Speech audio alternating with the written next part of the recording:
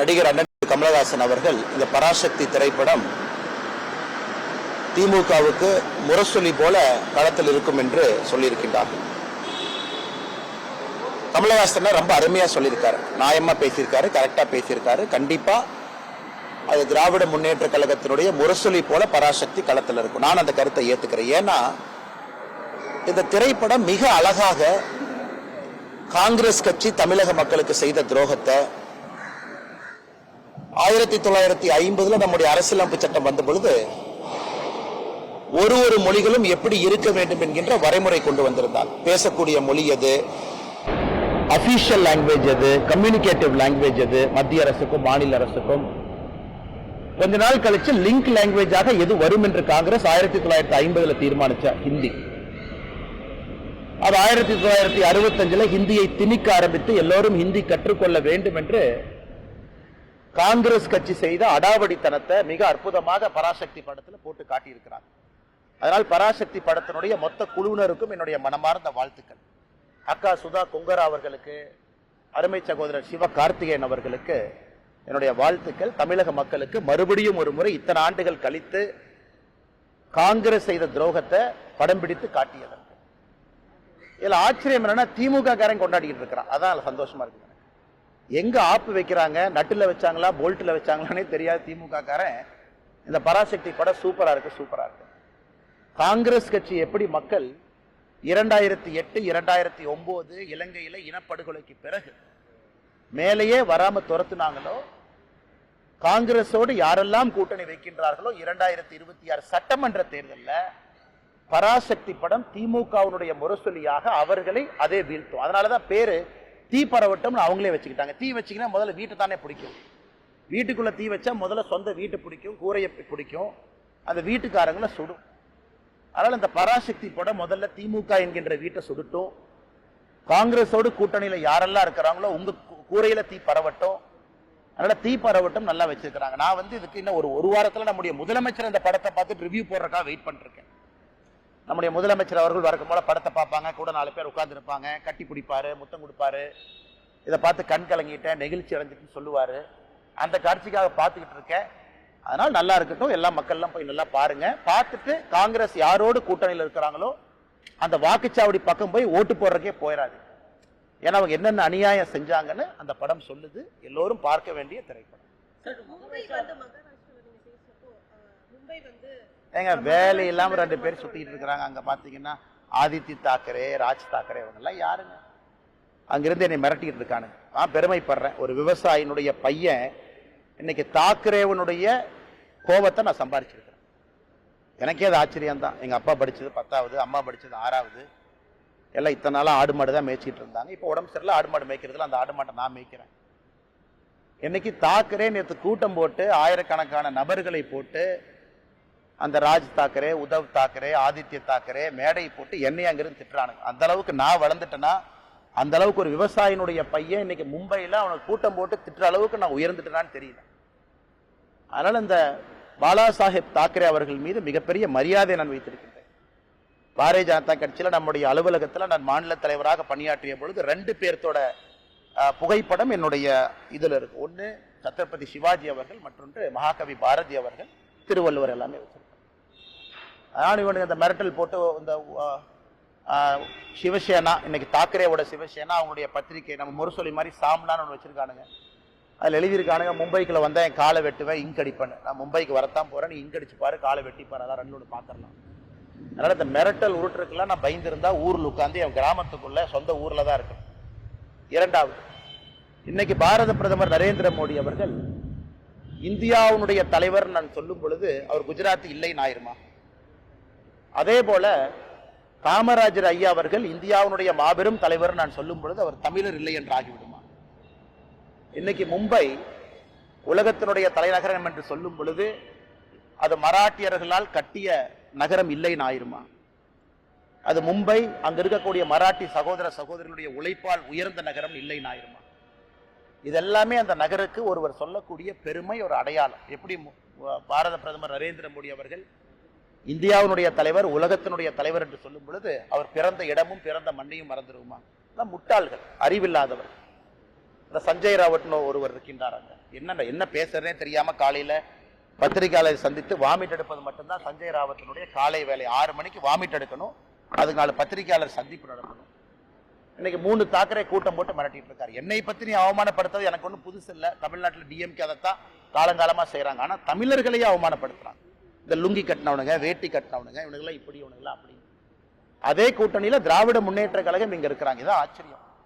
அதனால அது திமுக தமிழகத்தில் இருக்கட்டும், அங்க இருக்கக்கூடிய இன்னைக்கு இருக்கக்கூடிய இந்த உத்தவ் தாக்கரே, ராஜ் தாக்கரே, ஆதித்ய தாக்கரேவாக இருக்கட்டும், இவர்கள்லாம் மிரட்டி மிரட்டி தான் அவங்க பிளப்பை ஓட்டிட்டு இருக்கிறாங்க.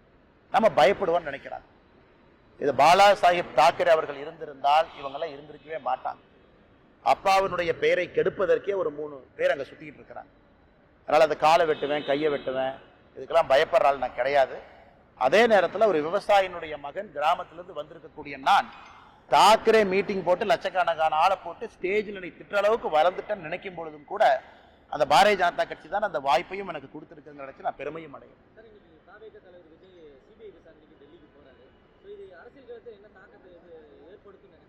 தெரியலீங்கன்னா சிபிஐ விசாரணை கூப்பிடுறாங்க. திரு விஜய் அவர்கள் விசாரணைக்கு போயிருக்கிறாங்க, சம்மன் கொடுத்துருக்குறாங்க. போய் எல்லாருமே அவங்க கருத்தை சொல்ல போறாங்க. ஒரு சம்மன் கொடுக்கறனால யாரும் குற்றவாளி ஆக போவது கிடையாது. நமக்கு சம்மன் கொடுக்குறாங்க, போறோம், சில வழக்குகளை பேசிட்டு வர்றோம், அதெல்லாம் ஓகேங்கண்ணா. அதனால முறைப்படி சம்மனுக்கு முறைப்படி அவங்க ஆஜராகிறாங்க. இதுல நான் எதுவும் உள்ள போந்து நான் கருத்து சொல்ல விரும்பல. அதனால நல்லபடியா போயிட்டு வரட்டும். இடி, சிபிஐ, இன்கம் டாக்ஸ் டிபார்ட்மெண்ட் இதை தொடர்ந்து இந்த சென்சார் போர்டும் இப்போ பிஜேபியோட கைப்பாக செயல்படுது. ஜனநாயக விஷயத்துல எம்.கே. ஸ்டாலின் அவர்களுடைய ட்வீட் அண்ணா, என்னை கேட்டீங்கன்னா நானும் ஜனநாயகனுடைய படத்திற்காக எதிர்பார்த்து காத்திருந்த நிறைய ரசிகர்கள்ல நானும் ஒருவன் தான். நல்ல திரைப்படம், நல்ல நடிகர்கள் நடிக்கும் பொழுது சமீப காலமா நானும் நிறைய திரைப்படத்தை பார்க்கின்றேன், கருத்து சொல்றேன், பேசுறேன். ஏன்னா ஒரு திரைப்படம் என்பது ஒரு வெறும் நடிகர் மட்டும் உருவாக்கக்கூடிய ஒரு விஷயம் கிடையாது. லட்சக்கணக்கான நபர்கள் பின்னாடி இருக்கிறாங்க, எல்லாரும் சேர்ந்து பண்றாங்க. ஆனால் ஜனநாயகத்தை பொறுத்தவரை அது சிபிஎஃப்சி அவங்க ஏதோ சொல்றாங்க, இது ஏதோ எடிட்டிங் பண்ணும், கட்டிங் பண்ணும், அது இதுன்னு ஸ்கிரீனிங் கமிட்டி, அது ஏதோ தேவையில்லாத எங்கெங்கயோ போயிட்டு இருக்குங்கண்ணா. ஆனால் நானும் உங்களை போன்ற ஒரு சாதாரண மனிதராகத்தான் இந்த சிபிஎஃப்சி, இந்த ஜனநாயகன் படக்குழு, ப்ரொடியூசர் அவங்கள நான் பார்த்துட்டு இருக்கேன். ஆனா இந்தியாவில் எப்பொழுதுமே கோர்ட் இருக்கு, அப்பீல் மெக்கானிசம் இருக்கு, பல வழிமுறைகள் இருக்கு, எல்லாமே இருக்கு. ஆனால் நான் இதை இப்படி பண்ணிட்டாங்க, அப்படி பண்ணிட்டாங்க, இது எல்லா திரைப்படமும் அது கடந்து வர்ற பாதை தான். சில திரைப்படத்தை வரும்போது இவ்வளவு கட் பண்ணுங்க, யூபைஏவை யூவா வச்சுக்கலாம் சொல்றாங்க. என்னை கேட்டீங்கன்னா நானும் நிறைய பேர்த்த போல ஜனநாயகம் படத்துக்காக காத்திருக்கக்கூடிய ஒரு மனிதனாகத்தான் நானும் இருக்கேன். படத்தை பார்க்காம எது தப்பு சரின்னு அப்படி சொல்ல முடியும்? பராசக்தியை பத்தி நீங்க கேட்டீங்க, நான் கருத்தை சொல்லிட்டேன். நல்ல படம், நல்ல ஒரு முக்கியமான கருத்து சொல்லியிருக்கிறாங்க. அதை திமுகவும் காங்கிரஸ்காரங்களும் கட்டாயமா பார்க்கணுங்கிற என் கருத்தை சொல்லிட்டேன். அதனால ஜனநாயகம் படம் வெளியிடும் பொழுது நிச்சயமா அதை பார்த்துட்டு நான் சொல்றேங்கன்னா, அதுவரை நிறைய விஜய் ரசிகர்கள், நிறைய சினிமா படத்தினுடைய ரசிகர்கள், நல்ல சினிமா வேண்டும் என்று நினைக்கக்கூடிய மனிதர்களை போல நானும் அந்த படம் வரட்டும் என்று காத்துக்கொண்டேன்.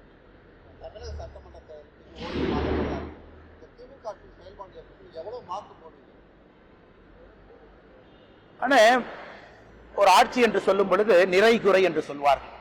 நிறையும் குறையும் 50-50% இருந்தா ஓகே அப்படி. ஆனா ஜனநாயகம் எல்லா மக்களுடைய எதிர்பார்ப்புகளையும் பூர்த்தி செய்ய முடியாது.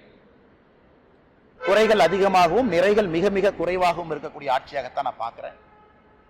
ஆனா ட்ரூ டெஸ்ட் என்பது வருகின்ற சட்டப்பேரவை தேர்தலில் மக்கள் தான் எஜமான்கள். அந்த எஜமான்கள் இவிஎம் மிஷின்ல அவங்க போய் முடிவு செய்வாங்க. அதனால எஜமான்கள் போடக்கூடிய மார்க்குக்காக காத்திருப்போம். நிறைய நிறைய குறைகளும் கொஞ்சம் நிறைகளும் இருக்கக்கூடிய ஆட்சியாகத்தான் இந்த 4.5 ஆண்டு கால திராவிட முன்னேற்ற கழகத்தினுடைய ஆட்சி நான் பார்க்கிறேன். ஆனா மார்க்கு போட தகுதியானவங்க நம்முடைய எஜமான்கள் மக்கள். என்னை போன மனிதர்கள்லாம் மார்க் போட்டா சரியா இருக்காதுங்க.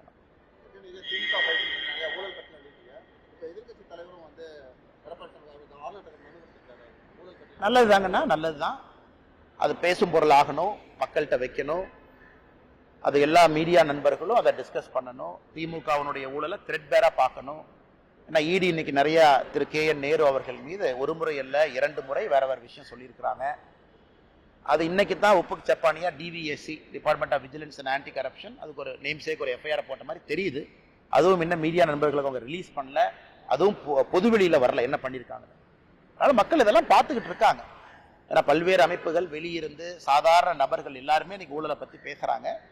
அதனால் நிச்சயமாக இது பேசும் பொருள் என்று சொல்வதை விட சாதாரண மனிதர்களை பாதிக்கக்கூடிய ஒரு பொருள். அதற்காக காத்திருப்போம்.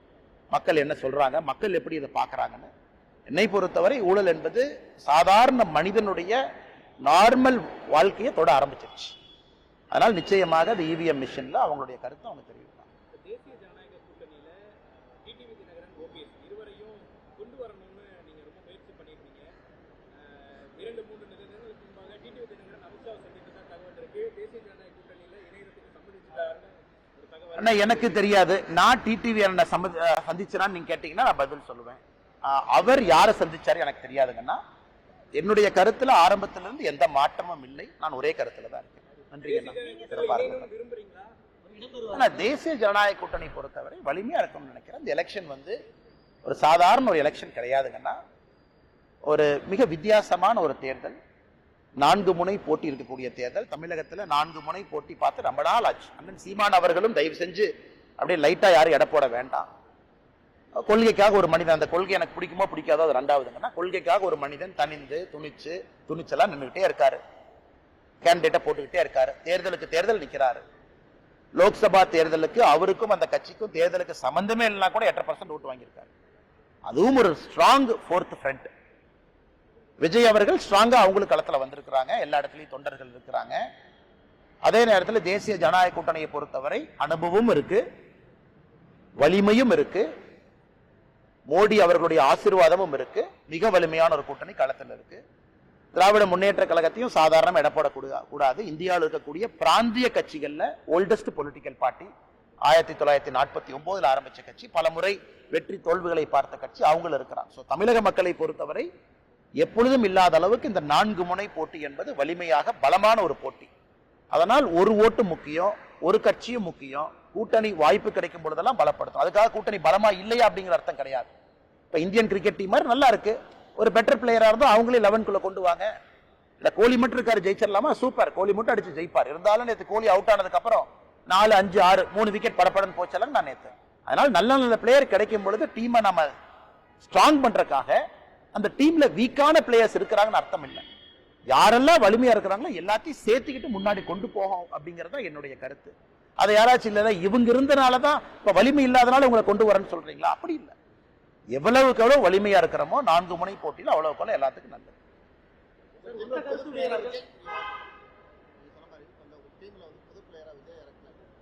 அண்ணே 11 பிளேயரு, அதுக்கு மேல ஃபீல்டிங் கோச், பேட்டிங் கோச், நிறைய கோச் இருக்கிறாங்க. அந்த கோச் எல்லாம் சேர்ந்து தீர்மானிக்கணும். அப்புறம் ஸ்பெக்டேட்டர் இருக்கிறாங்க, ஸ்பெக்டேட்டருக்கு அது பிடிக்கணும்.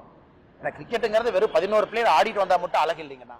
அந்த 11 பேரை பாக்குறதுக்கு 1 லட்சம் பேர் போய் கை தட்டினா தான் அழகு. யாரு சேரணும், யாரு பிரியணும் அப்படிங்கறதுக்கெல்லாம் பொறுத்திருந்து பார்ப்போம். காலம் தான் பதில் சொல்லும். நன்றிங்க. அதிமுகவுடைய முன்னாள் அமைச்சர்கள் எல்லாம் சொல்லிட்டு இருந்தாங்க. விஜயுடைய ஒத்த கருத்தும் அதுதான், திமுக வீழ்த்தணும்னு சொல்றாரு. அதிகப்படியான நேரம் இருக்கு, காலம் இருக்குங்கன்னா திமுகவை வீழ்த்துவது நோக்கமா? ஒத்த கருத்து எல்லாமே இணையணும். இல்ல அண்ணன் கேட்ட கேள்வி நான் ஆமோதிக்கிறேன். அண்ணன் கேட்ட கேள்வி நான் ஆமோதிக்கிறேன். அண்ணன் கேட்ட கேள்வி தவறு நான் சொல்லவே இல்லை. திமுகவை வீழ்த்துவது பிரதான நோக்கமா? ஒத்த கருத்து இருக்கவங்க எல்லாம் வரணுமா? ஓட் ஸ்பிளிட் ஆகக்கூடாதா? சரியான பார்வை தான். அந்த பார்வையில் எதுவும் தவறு இல்லை. அதே நேரத்தில் மக்கள் ஐடியாலஜியும் பார்க்கறாங்க. ரொம்ப எக்ஸ்ட்ரீம் முரண்பாடுகளாக இருக்கக்கூடிய ஐடியாலஜியை ஒன்னா போட்டீங்கன்னா, அது ஒரு வெஜ் பிரியாணியை நான்வெஜ் பிரியாணி ரெண்டா சமைச்சு வச்சுட்டு வெஜ்ஜும் இல்லை நான்வெஜ்ஜும் இல்லை சென்டர்ல இருக்கு சாப்பிடுன்னு சொல்ற மாதிரி. அதனால ஏற்கனவே சொன்னது போல இந்த எலெக்ஷனை பொறுத்த வரைக்கும் நான் கோச் இல்லை, இந்த எலெக்ஷனை பொறுத்த வரைக்கும் நான் கேப்டன் இல்லை, இந்த எலெக்ஷனை பொறுத்த வரைக்கும் உங்களை போல நானும் அந்த பார்வையாளர்ல ஒருத்தன். அதனால கோச் கேப்டன் பல பேர் இருக்கிறாங்க, அவங்க எல்லாம் சேர்ந்து முடிவு பண்ணிட்டு எது சரியா இருக்கும்னு. நான் தொடர்ச்சியாக இன்னைக்கு ஸ்பெக்டேட்டராக இருந்தாலும் கூட தமிழக மக்களுக்கு எது நல்லதுன்னு பேசக்கூடிய ஸ்பெக்டேட்டரா இருக்கேன். காலம் பதில் சொல்லட்டும், காத்திருப்போம். காங்கிரஸ் இதை விட என்ன சார் பேசுறது?